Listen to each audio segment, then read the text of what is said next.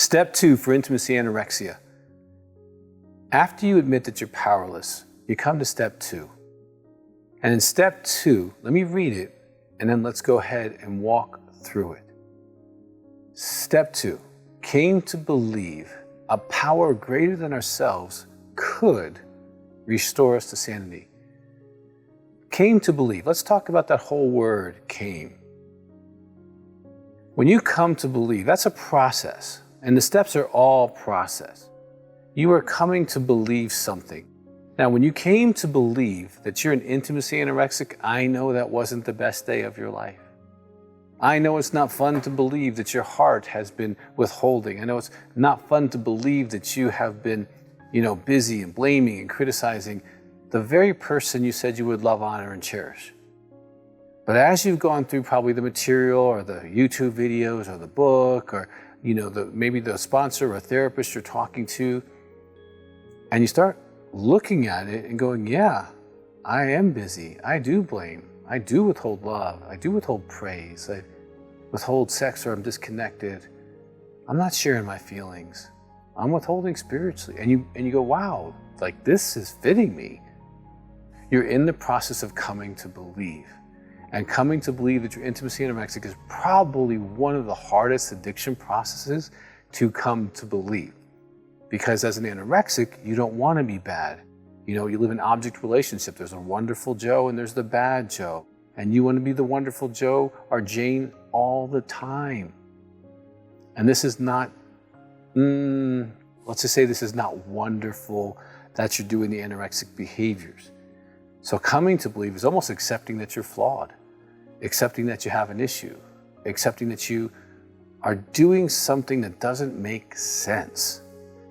And you're coming to believe that what you're doing isn't rational, doesn't make sense. Even when you look at it objectively, like, why am I withholding from this person I really, really love?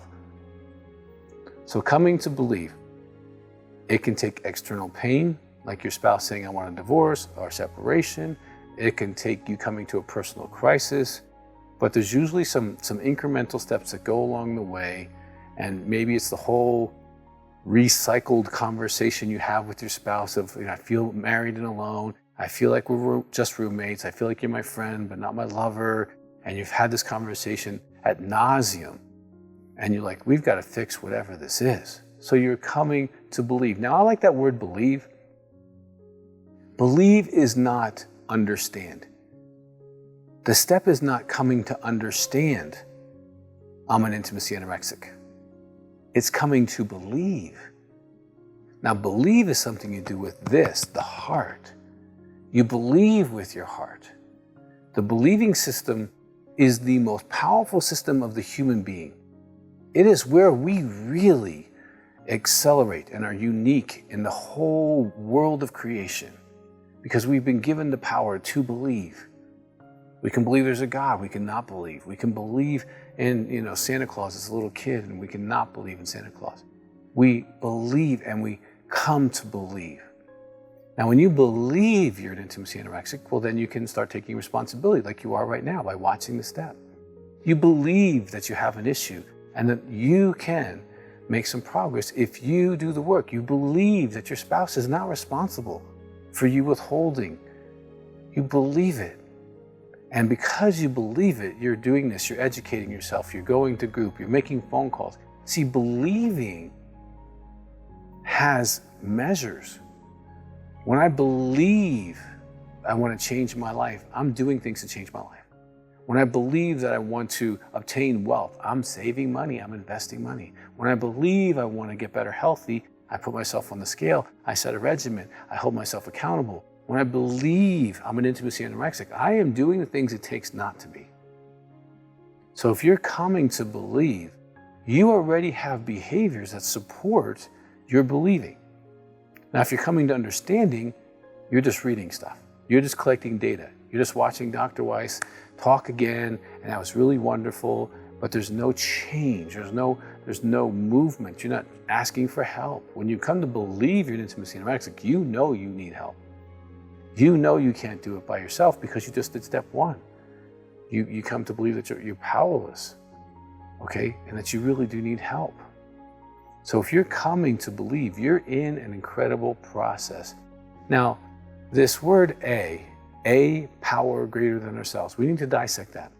Because in the 30s, when they said a, it still means a, like today. It means one. A job, a spouse, a building, a dog. When you say a dog, you don't mean a team of dogs. There's not a lot of greater powers. There's a greater power. Now in step 2, and this is in the 30s, and back then in America and Western culture, there was basically Christianity, Judaism, Catholicism, and very few other things in America at that point.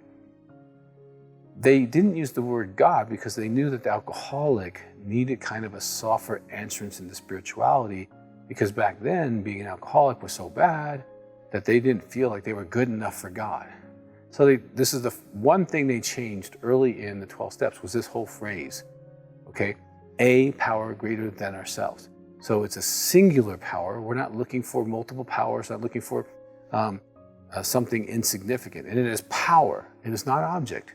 I can't say that the doorknob is a power greater than ourselves. And be careful here, because some people use the word higher power. The word higher power is not used in the 12 steps. And people who want to avoid a singular power use the word higher power as if it's in the 12 steps. It's not in there. You can read all 12 of them, and we'll go through them one at a time. You will not see the word higher anywhere. It's a power greater than ourselves.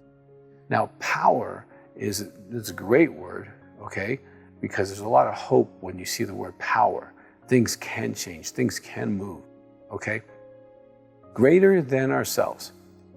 So, and I've had people in recovery in my practice for over 30 years, and sometimes they come up with something cute like, my power, my higher power is the doorknob. Like, it's not possible. Why not? Well, it's not greater than you, because you could create a doorknob. You need to come up with a power that is greater than you. And then they get a little more creative, and addicts are very creative people, and they say, well, my group is my higher power. Well, first of all, the word higher power is not in 12 steps. It didn't tell you to go look for higher power. It told you to go look for a power. Okay? And then the word ourselves is actually plural. It's not ourself. It's not a power greater than Doug. It's greater power than the entire recovery community. When they wrote the steps, it wasn't that a power greater than Dr. Bob or Bill W. It was a power greater than the whole AA community. Now that has to be a pretty significant power. So you can look and find, but you need to find something that is singular and greater than a group of people. So if you're looking at things that are something that you can create, you're going down the wrong path. If you're looking at something that someone else created, you're going down the wrong path. If you're looking at another person, your spouse cannot be your power, okay? Because they're not greater than ourselves, okay?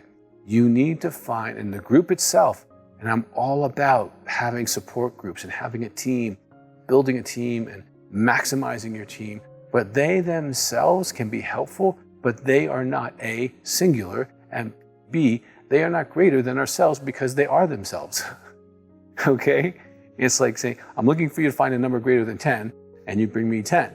No, you need to find a number greater than 10, okay? And it's not human. It's greater than ourselves. So, if you've never done that, open your heart and say, okay, God, universe, power, spirit, I need to find something greater than me. Help me out here. And I realize some of you have no spiritual training whatsoever. And you know what? That's an okay prayer. Some of you have lots of spiritual training, but you don't listen to it.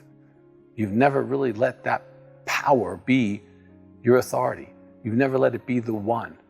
You never let it be A. Could restore us to sanity. I love that this power has power. I love that this power wants to restore me to sanity. Now, if you're an intimacy anorexic, you have lots of insane behaviors. You know that. It's insane to withhold sex. I can't tell you how many beautiful women have been in my office with an anorexic husband, and they're like, this is insane. I go outside and guys look at me and my husband doesn't want to have sex with me for months and months at a time. Unless I beg him, he won't touch me. This is crazy, Dr. Weiss. I go, you're right. This is crazy. Okay? And if you're an intimacy anorexic, withholding love from someone you say you're going to love, who you promised you were going to love, who you probably had a whole ceremony to say, I will love you, and then not do it is insane. So if you're an intimacy anorexic, acknowledging some of the insane behaviors you have as insane are really helpful, because this power, once you acknowledge that, can help restore you, can be part of the process, and can be part of that team that helps you love the person you say you want to love. To be romantic, sensual, sexual, playful, encouraging and nurturing and celebrating the whole scope of what love is to that person, and give your whole heart to that person, and to be a sane lover towards that person. When you make the goal of being their lover, the intimacy anorexia doesn't make any sense. The structures to protect yourself don't make any sense. And you begin to shed them one by one, and every system you set up to create distance begins to melt away. This power can help you be restored. My hope, cry out to this power, even if you don't know the name of that power. You can just cry out, power, I don't know who you are, but please help me, I'm insane. I've seen miracles happen by that prayer. And then continue to grow and seek out a power greater than yourself. Now, if you are not part of our subscription, please do, because we got a lot more steps. We got hundreds of other videos. So you need to click to subscribe. Now, if you have a question, please put your question in the box below so that I can answer it as soon as possible. So please do that. Click to subscribe, ask the question. We love you, and please listen to the rest of the steps.